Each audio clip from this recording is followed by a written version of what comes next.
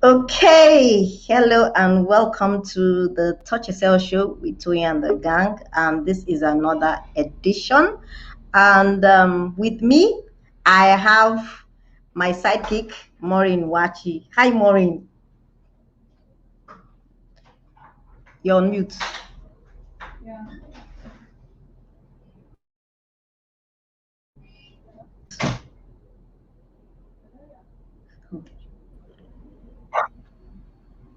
Sorry about that. I, Hi, Toyin. Hi, everyone. Welcome to yet another Touch Yourself show. yes, welcome. And to this edition, we are going to be talking about. Okay, I have a feedback. I don't know why. Uh, all right. Maybe I should continue. I think it stopped. Okay. All right. So on this edition, we're going to be talking about something that is not only affects people with sickle cell, but affects people in general. But we're focusing specifically with people with sickle cell because of our little challenges in this area, and it's to do with discipline or child abuse. Is there a thin line? And that is what we're going to be discussing. Is there a thin line between discipline and child abuse? I know in Africa we have the beating and everything, and in this case, we're not only going to talk about the physical child abuse.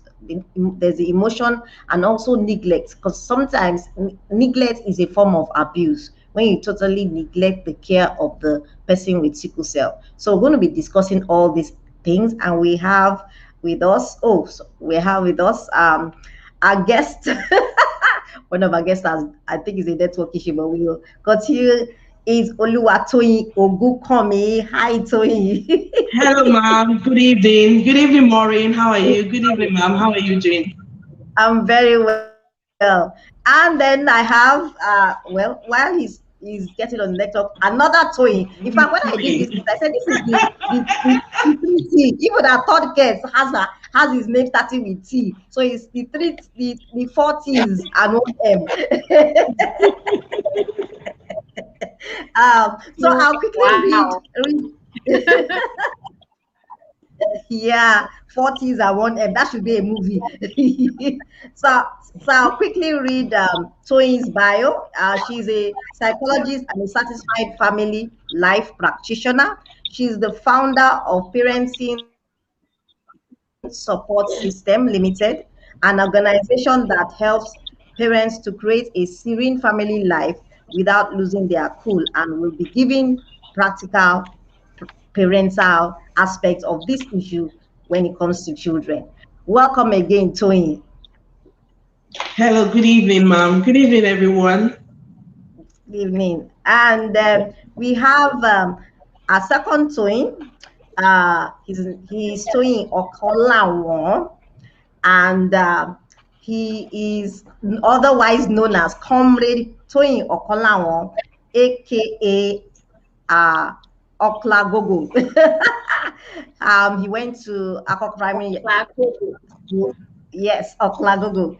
Went to Akoka Primary School, Yaba. He went to St. Finbar's College, Akoka, and is a graduate of Sociology and Anthropology from OAU. I don't know whether it was when it was OAU or University of Ife. He was a student union leader at OAU, but he's now a human rights activist, child protection specialist, handles cases of rape, defilement, domestic violence, and other abuses.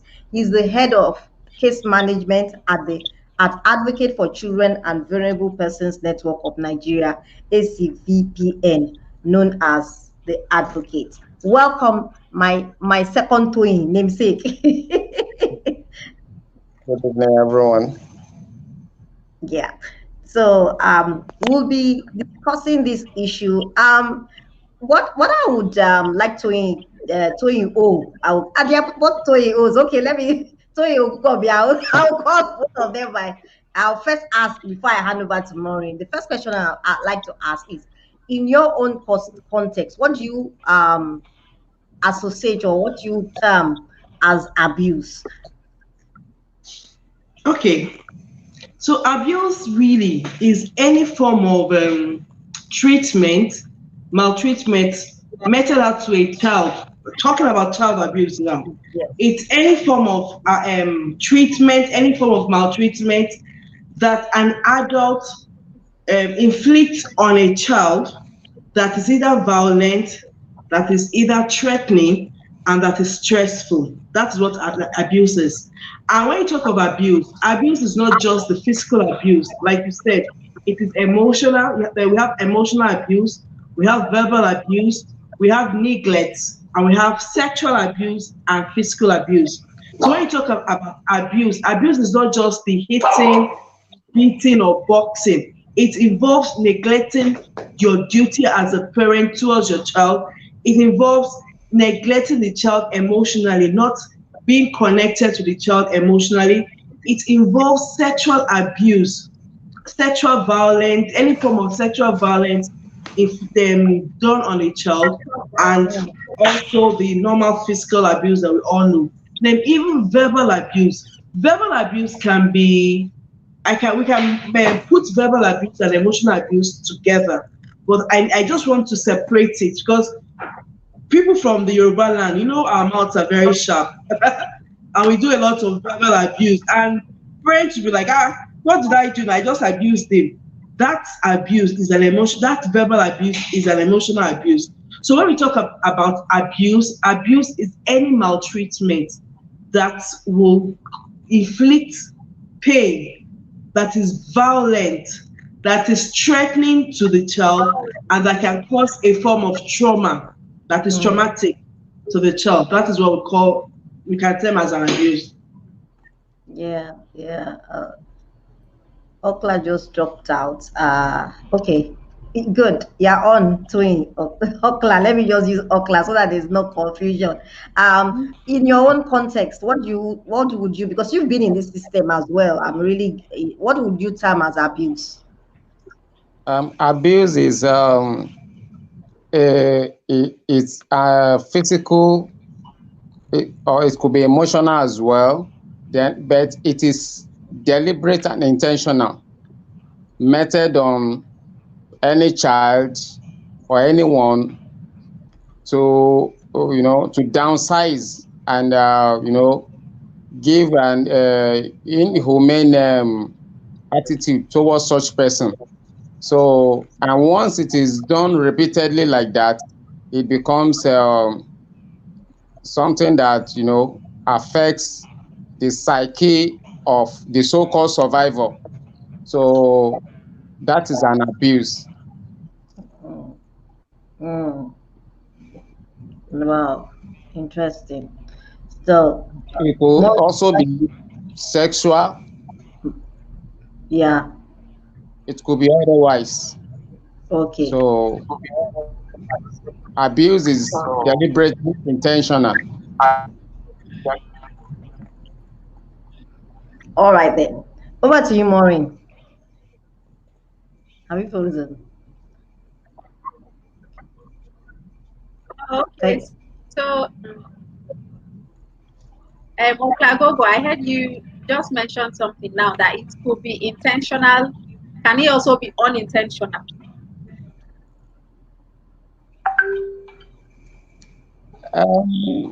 Abuse, it could be unintentional, so to say, but when you are not conscious of it and you are doing it repeatedly, is regarded as an abuse as well. You get it? I can start an example of a woman that transferred aggression and lacerated a boy's hand. You get it? Mm,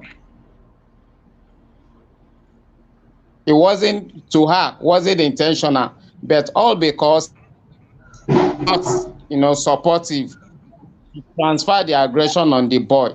So that's a physical abuse. wow. Oh, okay. All right. Yeah. Go ahead.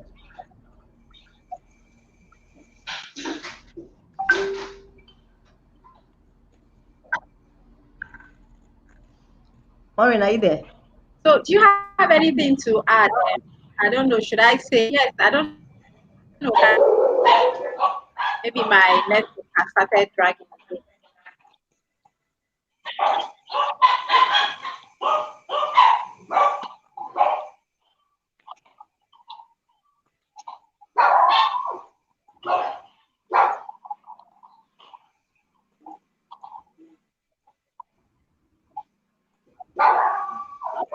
Can anyone hear me?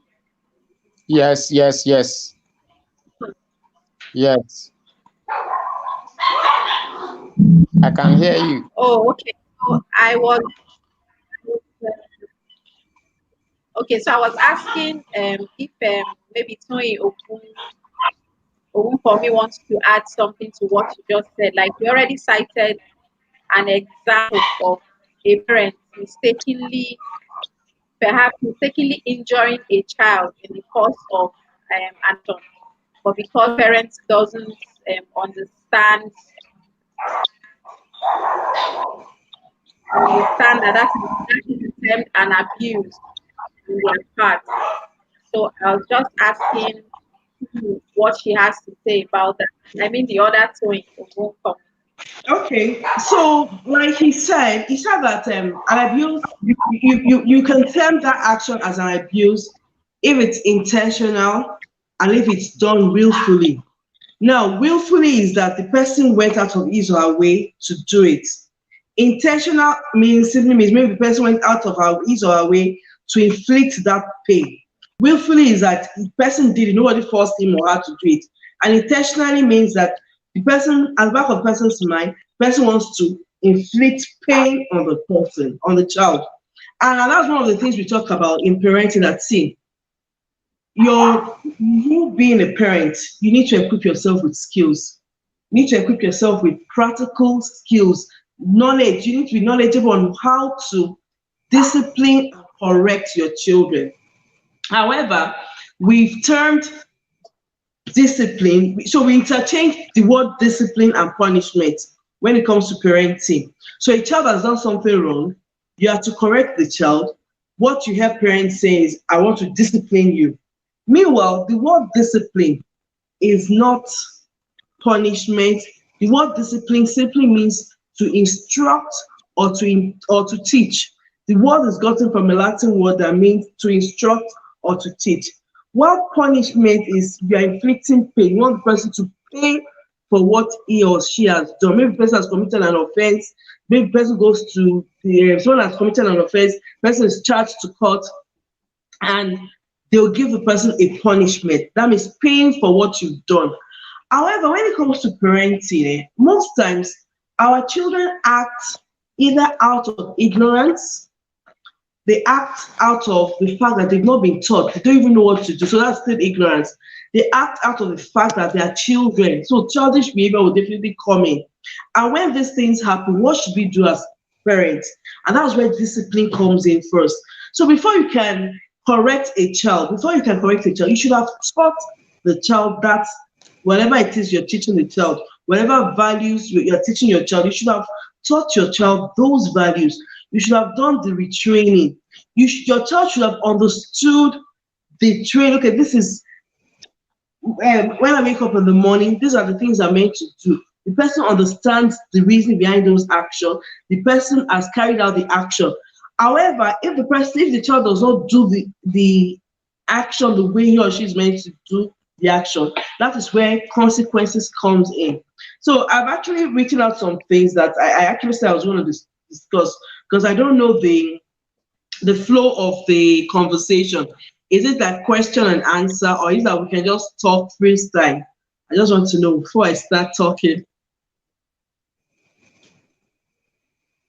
You're mute. Question and answer and freestyle is a mix of both. Okay. So back to your question, child abuse is when the parents or when the caregivers intentionally carry out the act, or when the caregivers or the parents willfully carries out the act.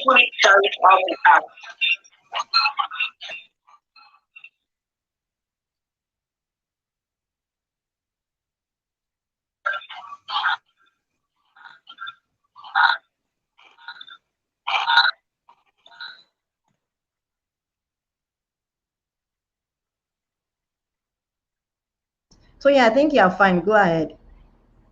Okay, so I should just start, I should continue, right? So I actually want to talk more on discipline because when we talk about discipline, most times, like I said, we interchange discipline for punishment, and discipline is the act of teaching. Discipline is the act of teaching, is the act of instructing, the act of guiding your child towards what you want the child to know. So if you go into if you look at the Holy Book, the Bible says that we should teach our children. So when you've done the teaching, when the child understands what you've taught, and the child now decides to flaunt your orders or decides to disobey, that is when consequences come in. And like I said, the word discipline is from a Latin word that means disciplina, and it simply means to teach and to instruct. This involves teaching the child the acceptable responsibility, teaching your child the values you want the child to know, teaching your child teaching your child the things you want he or she to know. And for your discipline to be effective, you have to understand the child. You have to understand the child you're raising. You have to understand the child's personality. You have to understand the child's love language and everything about the child for that discipline to be effective, for that teaching to be effective. And discipline is not retaliation. It's not revenge. It's not hurting or harming the child. Discipline focuses on the heart of the child. Like I'll be using more of the Bible because I'm a Christian, so it's okay. The Bible says that the issues of life comes out of the heart. Everything we do comes from our heart. Your child being disobedient would have thought about it, or it comes from his heart. So discipline has to do with the heart. The behavior we see is just an outward expression of what is in the heart of the child. But when we punish our children, we are trying to modify that behavior. And you cannot modify someone's behavior effectively if you've not touched the heart. And that's why I said it has to do with the heart. It has to be teaching. For your teaching to be effective, you have to have a relationship with the child. You have to have a connection with the child. One of the things I tell parents that you cannot teach a child you do not have a relationship with. You cannot teach a child who you do not have a connection with. So before you can go into the relationship, say you're going to start teaching the child, let the child know that mommy loves me, daddy loves me, my caregivers love me, my teacher loves me. Let them feel. You have to show them the love. Once the child understands this, that he is being cared for, the child would definitely connect with you and listen to what you have to say. Now, when it comes to correction, so I'll be talking about discipline and correction before I talk about punishment. When it comes to correction, for correction to be effective, it has to be firm, it has to be fair, and it has to be kind. So someone will say, how can correction be kind? Kind. Okay, can you all hear me? Yes. Yes. Okay. We can hear So, okay, fine. So as a parent, I said this earlier, but before you can correct a child, you should have taught that child that thing. Now that you've taught the child that thing, both of you need to come into an agreement. If you do not do X, Y, Z, what will be the consequence of your action? They should know. So if you are correcting a child using punishment for an offense that you've not taught, for an offense that you've not corrected, for an offense that he does not even know the consequence, is as good as you abusing the child. Let's be frank. Let's be open about it. And the child should have understood the instruction. The child should know the reason behind the instruction. So there are times we give our children certain instructions without telling them the reason behind those instructions we're giving to them. When they do otherwise, we get angry at them, we get upset at them. But really and truly, the child did not understand the instruction. So it's important that when we're giving our children instructions, we let them to understand the instruction. Let them know the reason behind the instruction. Let them know the set expectations. What are the things mommy would expect from me? The child should know it. What are the corresponding consequences? The child should know it. the child. Okay. And apart from the child knowing the consequence, whatever correction or whatever consequence you are,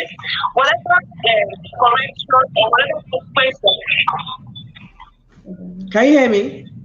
Yes, we can hear you. Okay.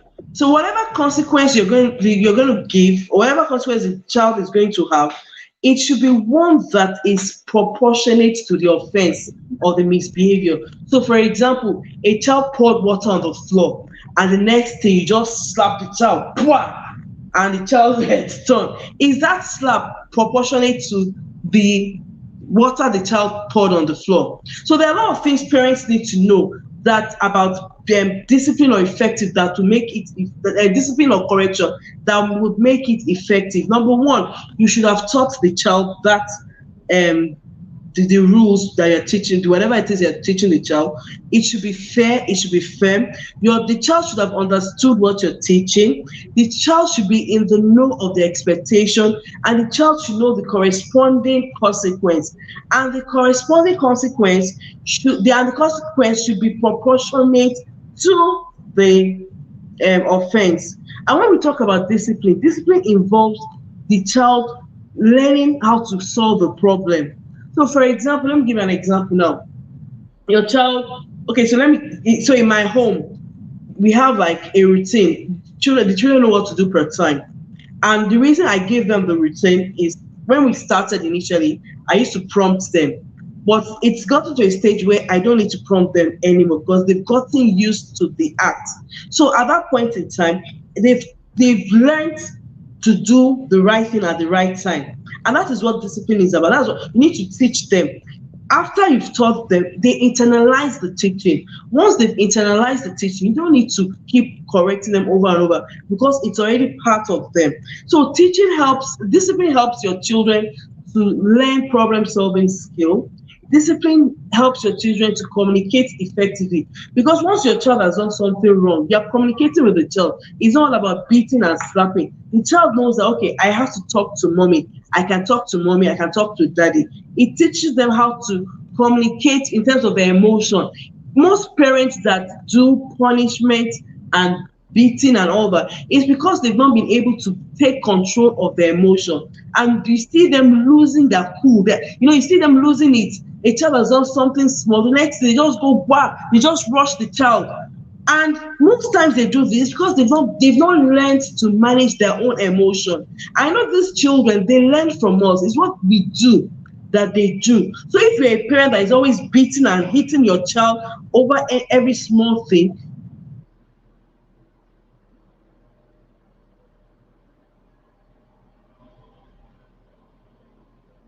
Go ahead. Is she frozen? Okay.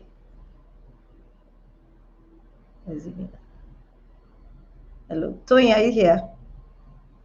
Or is it mine? Toyin, can you hear me? Okay, I think it's hello. All right.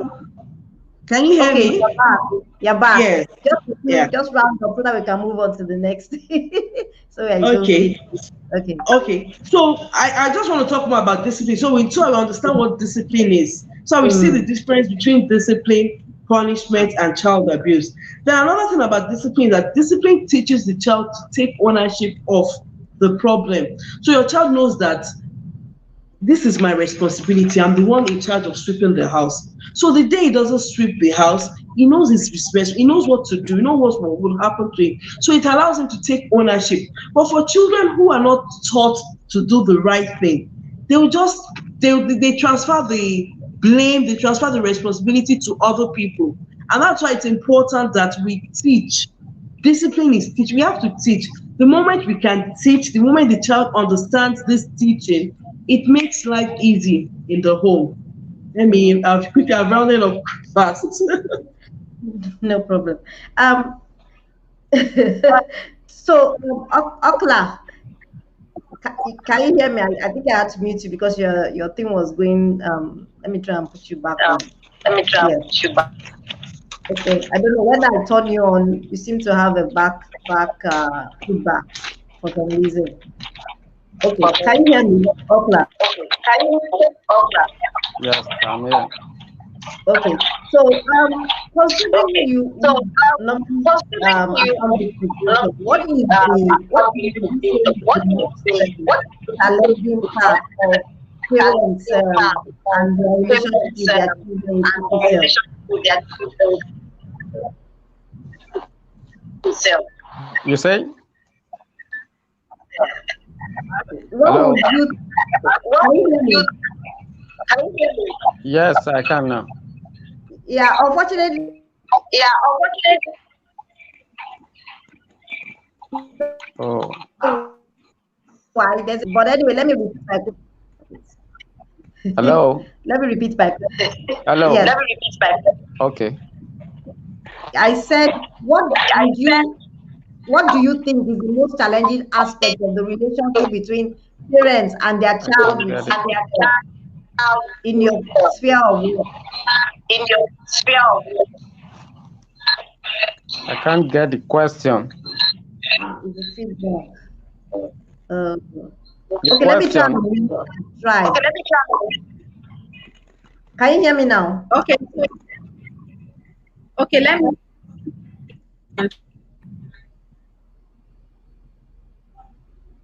I think we want to bring it back to our community now. We are talking about discipline and child abuse, where to draw the line. So we have heard, even you, Oklagogo, we called you a couple of times to, tell you about how some parents treat their children who are warriors, perhaps due to ignorance or because they are tired of, just tired. So I think so. Is just trying to ask, um, how do I say it now? How do you judge?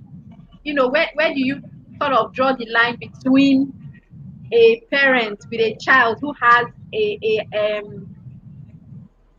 medical issue?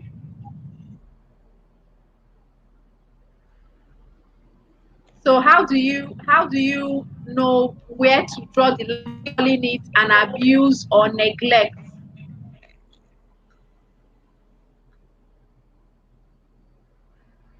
for someone that have a medical issue, are you hearing me? Yes.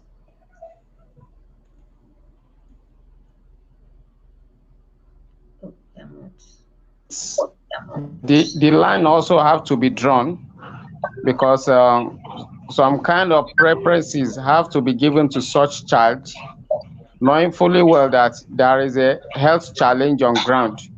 So you also need to shift ground. In some cases, if such child, offends, you don't need to, you know, go physical or violence on such child. And I Network.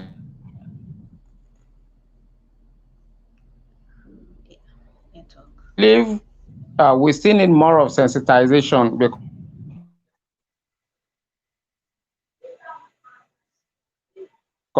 most of the parents are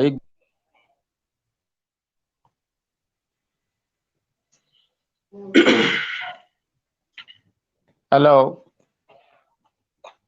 So, We can like I hear said, you. we still need more of sensitization at the grassroots level so that people can be well informed. Because if they don't know, you can't give what you don't have. So when they don't know, they will claim they don't know, and that will be at the disadvantage of the so-called child that have medical challenge. So some of these parents, they do it with um, kind of maybe anger and vet it on such child, which is not supposed to be.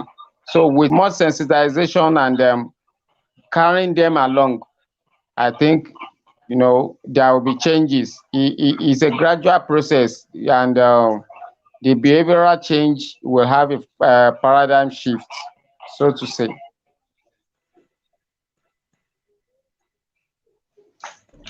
What do you think this sensitization will take? What form do you think it will take? What form do you think it will take? That is the sensitization. That is it. Hello? Sensitization, awareness. Sensitization awareness. Yes, awareness. And I said, what form do you think it I will said, what take? form do you think it will take? yes, we have to have a lot of sensitization at the grassroots level, and also key into advocacies with key stakeholders within the community. Also, you know, the so-called community gatekeepers, which are the so-called BALE, the CDA, CDCs, that will also cascade the message down to people in the community. And it will also be good if community people are being engaged. You know, you engage, you have an interpersonal relationship with them, you communicate with them, let them know. It goes beyond sharing of flyers where they will read and just throw away. When you engage them, you talk to them, then it sinks in them. They will know, definitely they have to change. So that is my suggestion. All right. So, can you hear me? Yes, ma'am. Yes, I can hear you. Yes. Yes, ma'am. Yes. Yes, I hear you.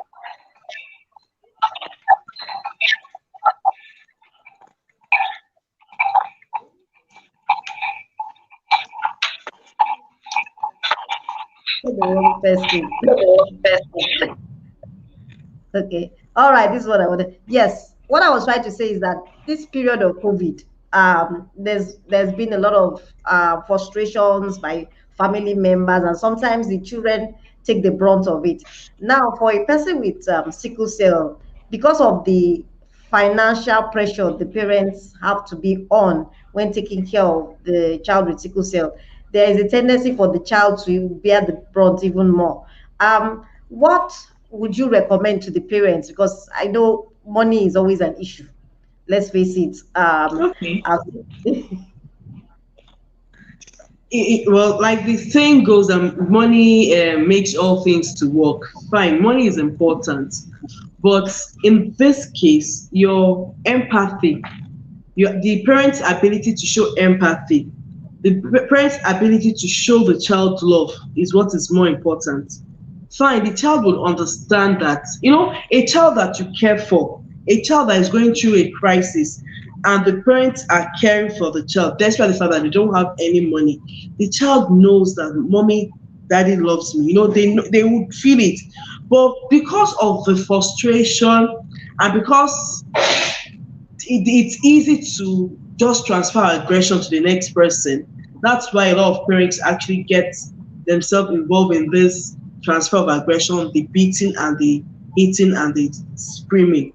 So for those that are advocates for sickle cell, I think you need to speak with the parents. If you can do trainings for them on how to manage their emotion, probably an emotional intelligence training or an anger management training, you could just do, or you could have if you have like a call center that they can actually call in when they're frustrated. The thing about talking to somebody else, when you talk to another person, it reduces that tension in you. Then also teaching them coping mechanism. What can you do when you are getting irritated? And that's where emotional intelligence and anger management teaching should come in place. Now, I don't know what classification of, I don't know their economic capacity. I don't know if they can come for training, but if you can do like a free training or a subsidized training, or if you could get organizations to sponsor, that's for those that advocate. If they can get funds from donor organizations to fund them so that they can go on mass education on emotional intelligence, mental health and emotional intelligence. Very important, because I don't have a sickle cell. I've not seen anyone in crisis. Okay, I've seen one person in crisis before, but she's an adult. But I have a friend that her family, she has a sister that is a sickle cell, but the love and care given to this lady, you wouldn't even know that she's a sickle cell survivor. And you know, although she passed recently, but stories we heard about her, the way she showed love to other people, even people that are not sickle cell survivors, you know, and that was because she was shown love from the home. So it's very important that we teach their parents that, see, it has happened. We can't throw the blame again, although it's the parents' fault, you know, because they're the ones that got the A and the SS and AS and AS. It's actually the parents' fault. But we cannot throw that in their face anymore. The deed has been done. But what we cannot preach to them, what we cannot teach them is they have to show empathy. Even the children, they don't love the fact that they are falling sick all the time. They don't love the fact that they're going through crisis all the time. I heard it's painful. You understand? And because it's painful, the children will be hurting. There are some children that might actually be suicidal. Knowing the fact that they're going through crisis, their parents is hitting them, punishing them for things they have no control over. So I think advocacy and education is what we need to do. We need to teach them on emotional intelligence. We need to teach them on anger management. And we also need to teach them about mental health. They should know that, see, it's better if the child has a mental health disorder with what is happening to the child, it's going to be difficult to manage. So it has to do more of teaching and teaching and teaching.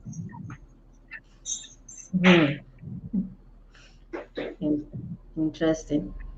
Yeah. Okay, so as a family life practitioner, I want to ask. I believe neglect is part of. I don't know if it's considered as part of abuse, where parents neglect, totally neglect children. Okay, so what?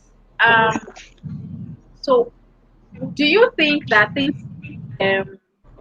some of these trainings which you have mentioned would help? And secondly, are there organizations where we can report these cases to, and perhaps they can look into them? Yeah, I know they have. I know in Lagos, there's an organization. I know in Lagos they have this. Is it child rights? I know they have organizations in Lagos. I don't have their names now. I can get their names and forward it to you. But I know there's some child rights organizations where they take up cases of children that have been sexually abused, children that have been physically abused, and children that have been neglected. They take up these cases. And I also know in Abuja, we also have we have organizations that are in charge of that. So I think it's important that they know about this organization, so that in case, even the children should know about this organization, so in case they are going through any neglect.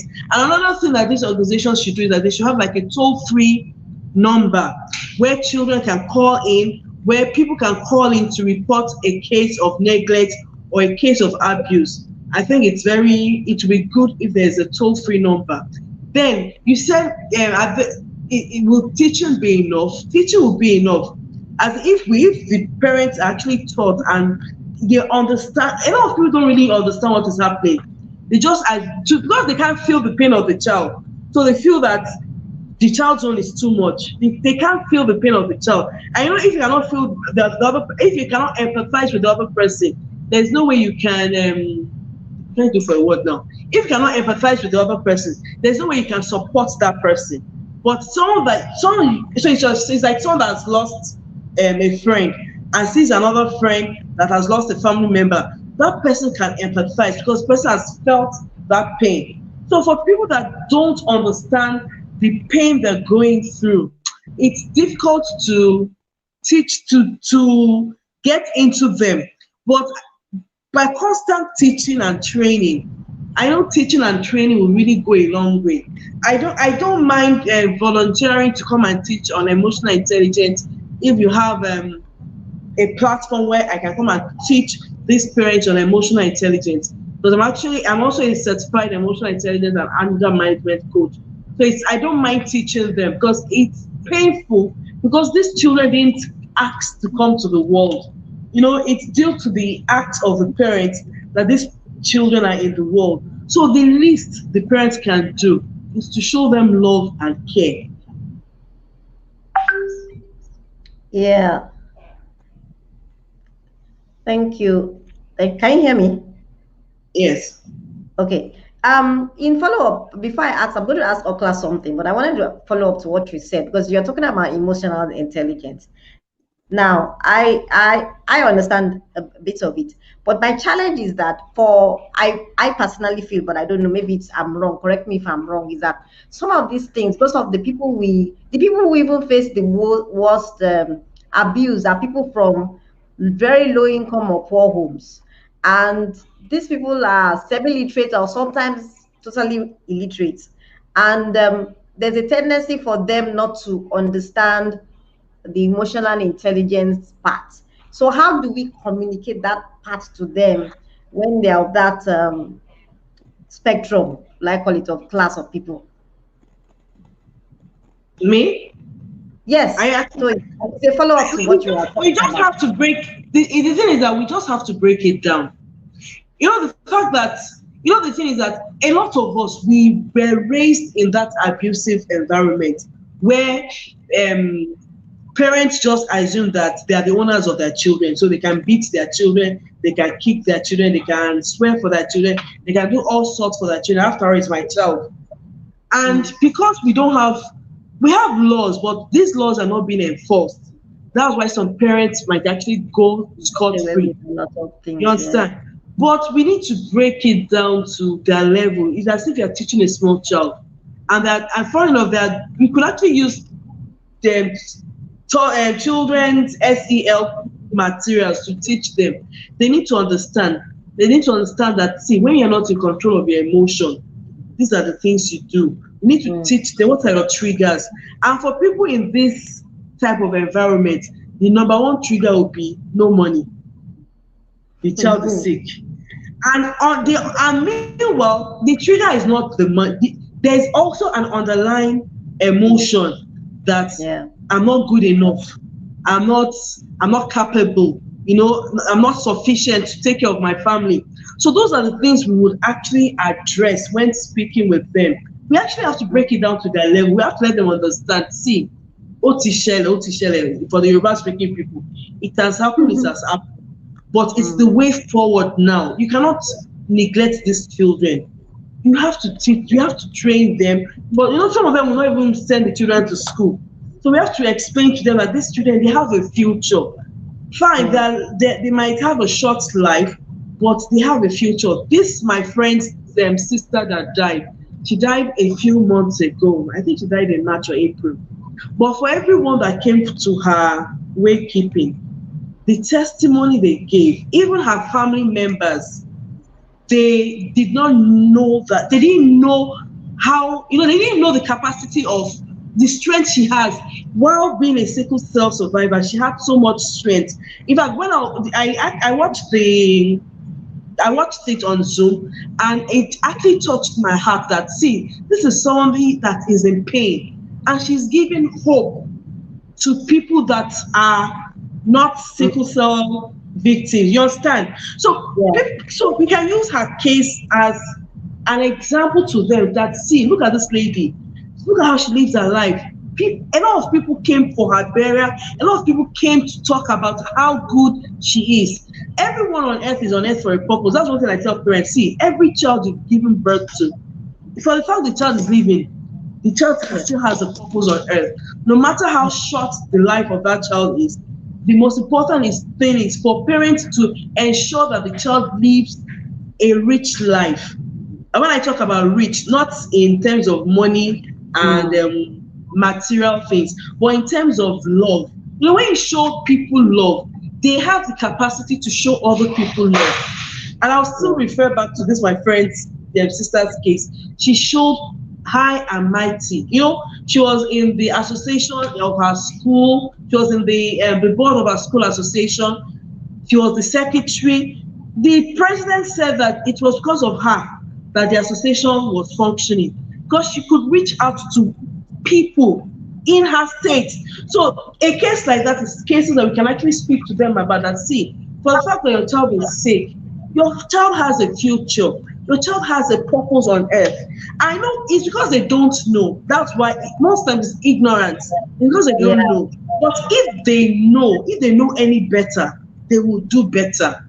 And Yes. at the money issue, I don't know if the organizations that are helping sickle cells survivors The truth of the with matter, treatment and all money that. issues Eh? will always, the truth of the matter, money issue will always arise. That's the reality with sickle cell issues. Even if, like people like us, we give free drugs and all that, but money issues will always arise. And there's also the spiritual angle, and there's so many complicated issues. But it brings me to Okla. We were talking about child abuse, where people can go and reach people, because I know there's so many issues about child abuse, not just within the Child city. protection is No, okay. I'm asking Okla because Okay, he okay. is not familiar with that. Yes. Yeah. Uh, one of the areas, because I was listening to a program on radio, and there was this man, they were talking about how teenagers are going into depression and becoming more suicidal these days in Nigeria. And one of the things they were talking about was this abuse. And a father came on and talked about how he sees his wife teaching his child to do schoolwork, don't go and play, and the beating is so much that he's so afraid that he's even had thought of going to report to the child protection thing. Yeah. Another one, that the husband even ties the child and beats the child. So we have a lot of these issues, not just within the sickle cell community. So what would you tell a child, especially for teenagers? I know a little child might not, but maybe a neighbor can come in. I know Nigerians don't want to interfere in matters, but what can be done to be to rescue either the child or the teenager?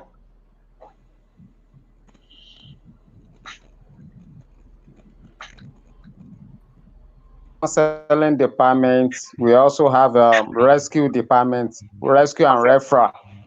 So amongst us, we have good working relationship with NGOs that have shelters, and also the government shelter under the Ministry of Youth and Social Development.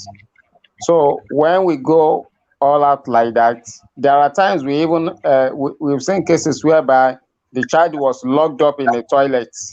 So we also have good working relationship with law enforcement officers. Once we get a call, anyone that calls us for such, we call them mandated reporter, and they are protected by law. That's mandated reporter policy 2018. So the police have rights to break into such house and rescue the child. And once such child is rescued, we take the child for medical checkup and then shelter. While we also pick the perpetrator, even if the perpetrator is at large, we later pick them up and get them prosecuted.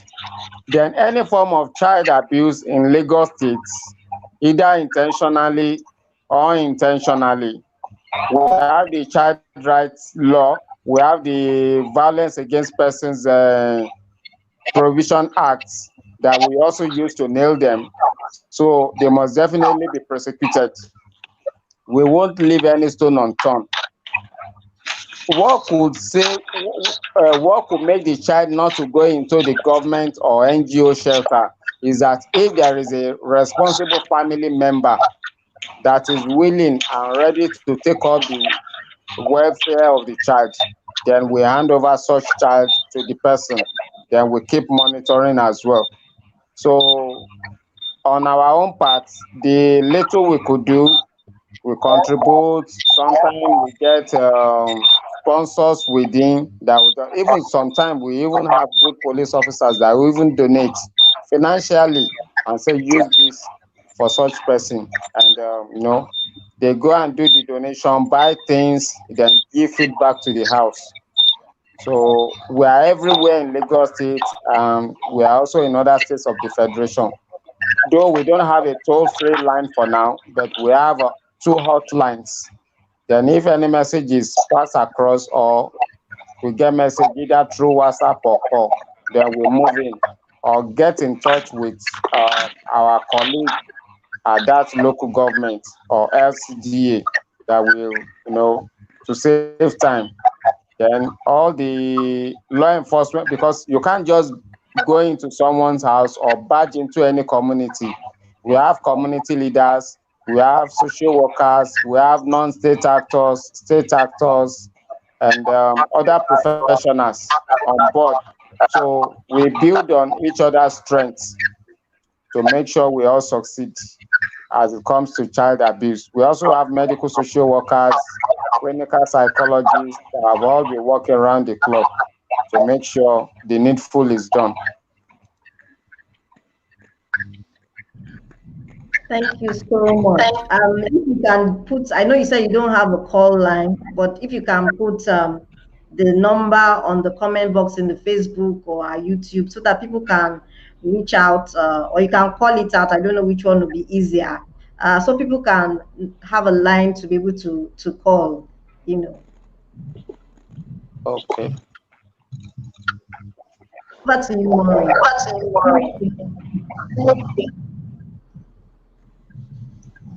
Okay, so we are already we've already spent so much time, and we have actually learned a lot. We've actually learned a lot. I have learned a lot.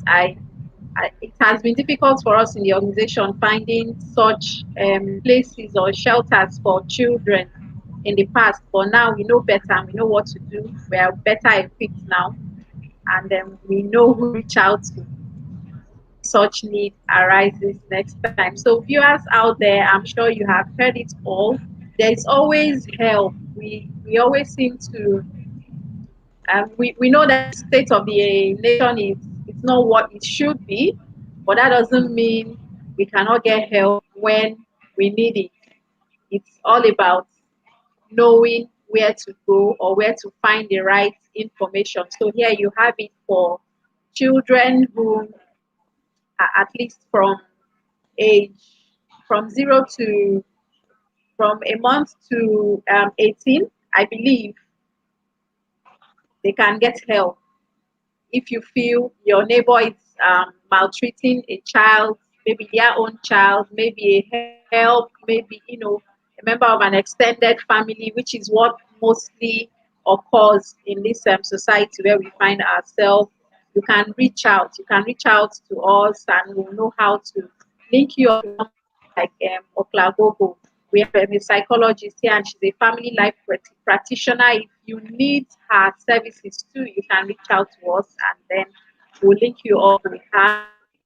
And the two guests, Toyin, thank you very much for being on Touch Yourself show today. It's been really great learning from you. Yes, thank you for honoring our invite, and we really, really appreciate it. So our guest had our third guest had a little network glitch. Yeah, I think he's even still trying for the network. Yeah, so maybe next time we'll have Toki Micheal on another show, but we are wrapping it up right now. So thank you. Until we come your way again next weekend, same time for a different topic. You can catch us there. And if you're in Lagos, always tune into our live radio program on Star 101.5 FM, 7 p.m. Every Wednesday for more gist like this. So thank you, everyone. Thank you, everyone. Bye. Thanks. You're welcome. Bye. Bye.